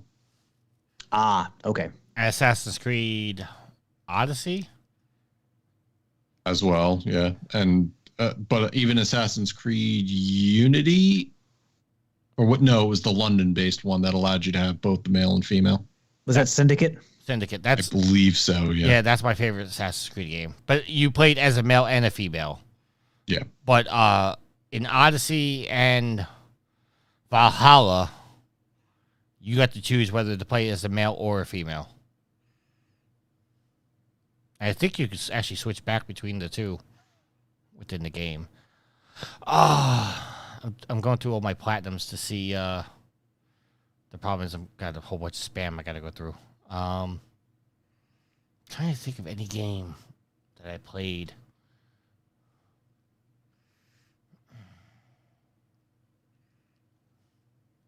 Riveting audio. I'm trying to think. All right, we'll come back to it if I come to an answer. All right, Saber has a morbid question.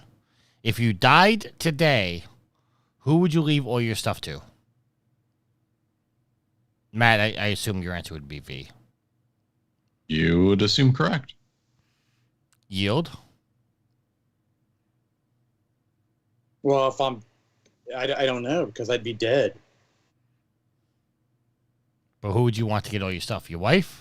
Your niece?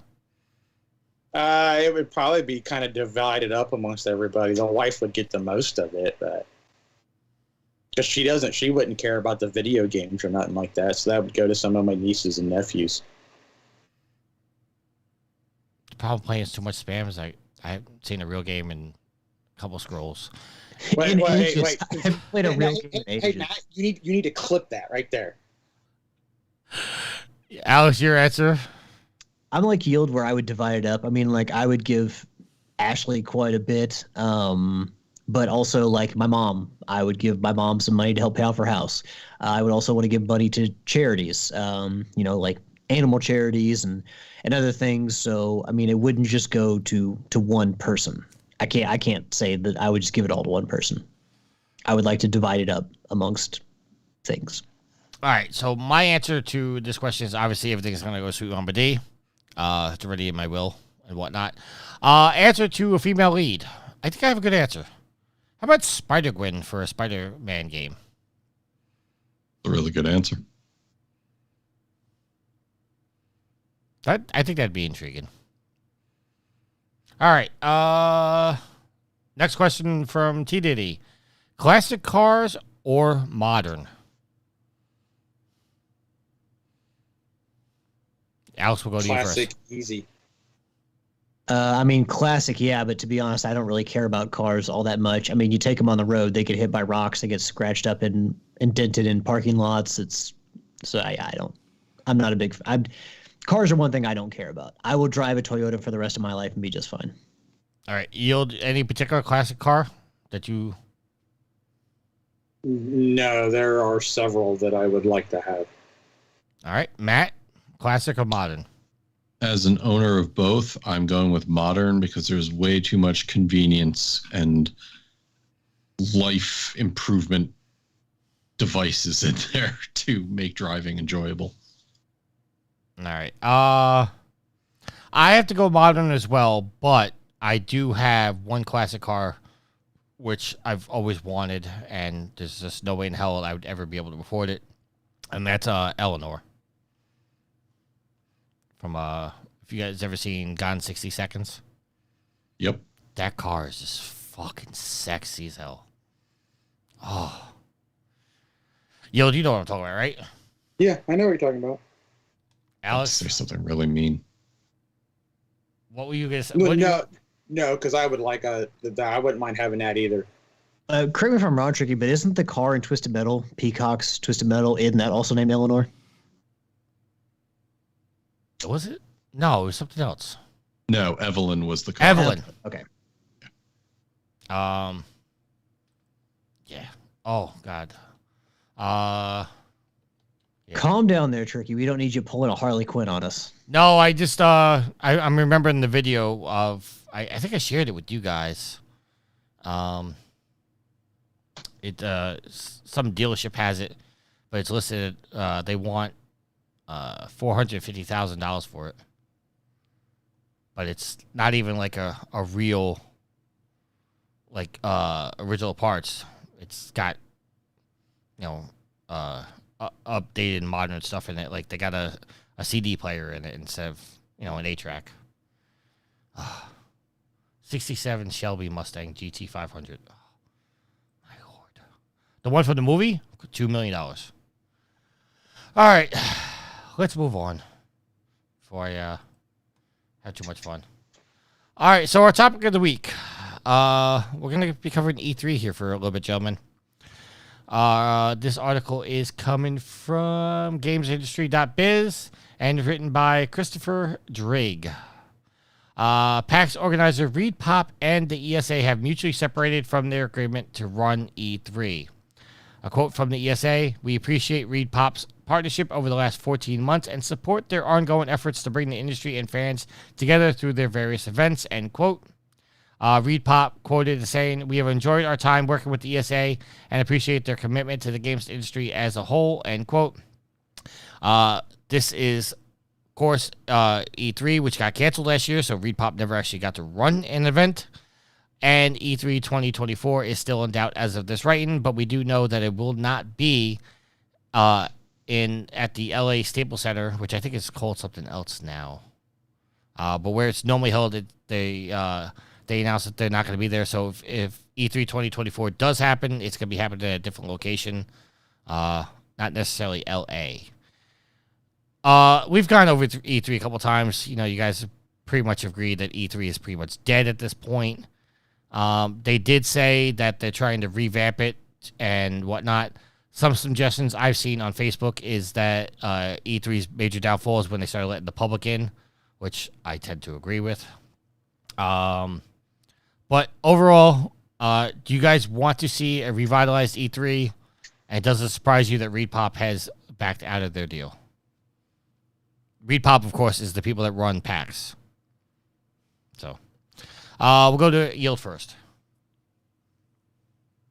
No.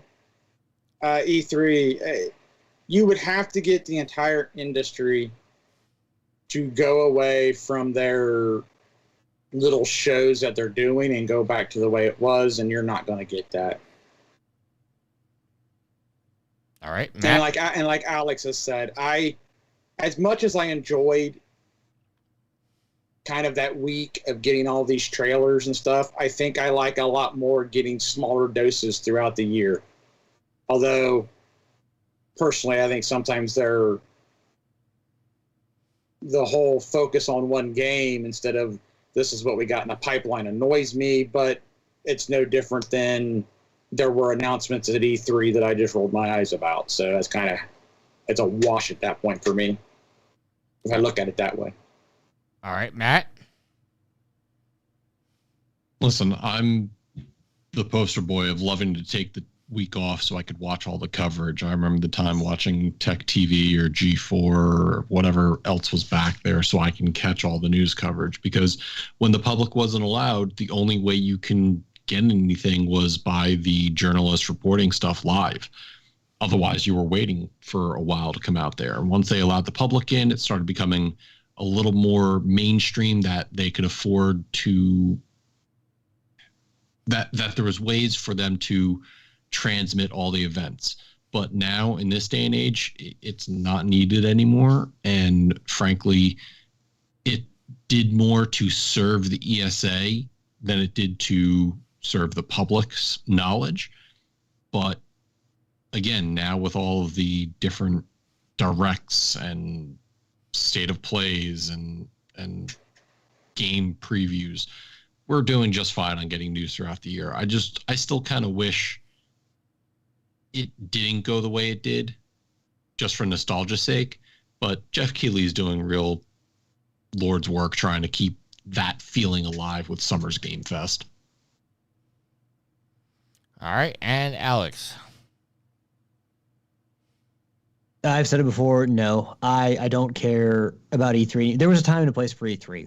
And now we all live such lives where information is hurled at us. Tons of information is hurled at us at any given moment. And I want to be able to go through things and pick through things and see what I want to see instead of having to watch an entire show just to see what I want to see. So yeah, E3 at one point was Christmas for gamers. You know, Christmas in July, June, whenever it was. But now the state of plays, the Nintendo Directs, you know, the Microsoft pressers, whatever, you know, the third parties, whatever they're doing, it's a much better format. It's cheaper for everyone. It saves people money. And you know, if you still want that big press conference feel, you still want that big convention feel, I should say, there's PAX. You know, and PAX honestly was always better for the public than E3 was. You know, E3 was originally for their journalists. It was to get, you know, stuff out there, but you know, PAX is a better experience. I've been to both. PAX is a better experience. And yeah, I don't care if E3 ever comes back. I think it's better, you know, for everyone if it doesn't come back. except for maybe the ESA. Maybe it's not better for the ESA, but for the fans, for the public, and for the companies, it's a better thing that we don't have E3 anymore. See, I loved E3, and I'm with like Matt. Like I took that week off every year to get all the coverage, to watch everything. The problem with the general public, and I said this many times on the show before, is that a lot of people don't know the real E3. Like they looked at the Nintendo, the Microsoft, and the Sony briefings, and they're like, "Oh, that's E3," and they never realized that was actually done outside of E3. That E3 hadn't officially even started when we saw those press conferences. E3, I think if E3 comes back, it has to be an industry thing. You can't bring the public into it. Let PAX be the community events. Let E3 be the industry events.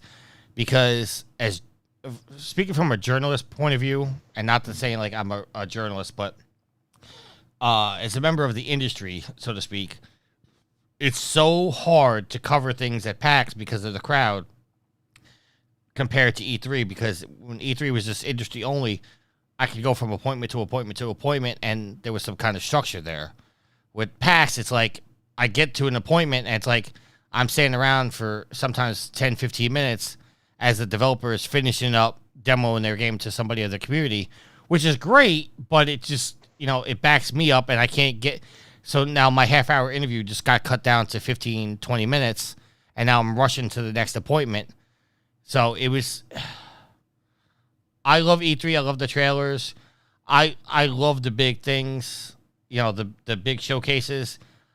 I like to say the place as well, but there's something within me that I love those big showcases. And to be able to go to E3 and to cover the events and have some one-on time with a developer who's showing their game and not trying to sell their game, so to speak, it to me, it just makes for a better experience. So I do wish E3 would come back, but I wish it would be an industry-only event. All right. Anything else, gentlemen? No? Yes? That's a no.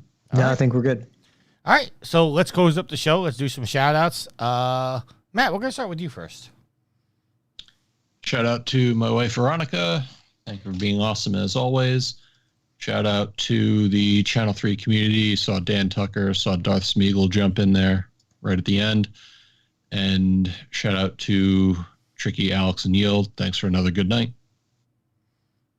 All right. Yield, your shout out, sir. Shout out to Matt, Tricky, and Alex for recording tonight.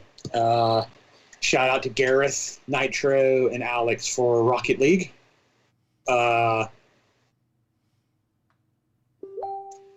What else do I got? Shout out to everybody who hung out in the Twitch chat listening to the live stream. Shout out to everybody, all the pimps and the madams of the whoredom who download and listen to the podcast and play games with us and interact with us on social media. Tricky's going to hate this, but I'm going to give a small shout out to the Dallas Cowboys defense because they got a pick 6, and my defense is just rolling right now in fantasy football. So I may actually win week 1 now because it was looking a little sketchy. Is this the fantasy league with Homer? Yes. I'm going to yell at Homer because I didn't even get an invite this year. Well, I run the league. Oh, you run the league now? I run the league, yes. Well, then I'm yelling at you. Why didn't I get my invite? You didn't get an invite because this league's already full. Man. Where's the loyalty, man? Hey, not enough proven gamer people in the community have shown interest in a fantasy football league. So otherwise, I would have run a fantasy football league for us. Well, you should have put it out in the Facebook group saying, hey, starting a fantasy league. I've tried that over the years, and I get like 3 people to bite, and 2 of them is me and you. All right, fair enough. Any more shout-outs, sir? No, I'm sure I'm forgetting somebody, but we'll call it good for the week. All right, Alex, your shout-out, sir. Give a shout out to the listeners, the fans, the fuel to the fire. This Trophy Horrors, our wonderful community. Thank you all for your continued support because it is what pushes us forward, onward and upward as we do each and every episode. Give a shout out to Tricky and to Yield and to Matt for recording with me tonight when they, could be playing video games otherwise. Well, Matt and Yield would be playing video games. Tricky would be playing Spam. But shout out to all three of you for getting together and recording tonight. And last but not least, give a shout out to my awesome and loving girlfriend, Ashley. I love you, hun. Yeah, that's going to do me. Okay. Yield, just explain something to me. How is that? What's that? How the Cowboys have 16 points right now? So they blocked a kick and ran it back for a touchdown. That's 7. So they probably missed the extra point or went for 2 because they only stayed at 6. Oh, okay. That explains everything there. And then they got a field goal, which put it up to 9-0. And then just a little bit ago, Daniel Jones threw a pick 6, and now they're at 16. Got it. I want to give a shout out to Saber Caneless, who just came into the chat. Somebody sent me messages. No, okay. T Diddy just sent me a video. I don't know what it is. T Diddy, thank you for the video. I'll watch it after the show. Shout out to Caneless. Shout out to T Diddy. Shout out to V, who's in the chat. Was giving me a little crap earlier for something I don't remember. And shout out to Sweet Mama D. Shout out to the Goddess. Shout out to all the listeners. Thank you very much. You guys keep the show going. And if there's nothing else,